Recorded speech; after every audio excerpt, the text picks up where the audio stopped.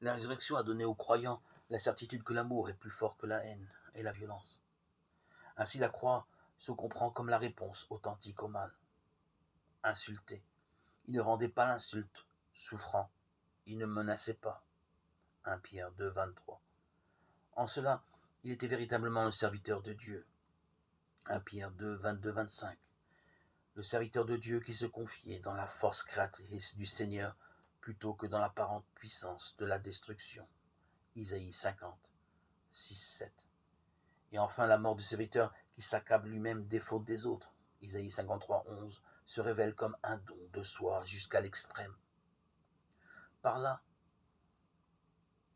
elle dévoile pleinement l'identité de celui qui est venu, non pas pour être servi, mais pour servir et donner sa vie. Marc 10, 45. En récapitulant toute son existence dans un don de soi, en consentant à subir la violence par amour pour nous, notre Seigneur Jésus transforme le sens de la souffrance et de la mort depuis l'intérieur. Elles deviennent le chemin vers la vie en plénitude.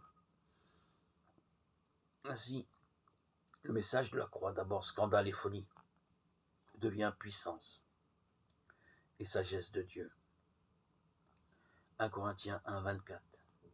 Manifestation de la seule vraie efficacité, celle d'un amour qui désarme tous nos refus, sans nous faire violence en les assumant de l'intérieur.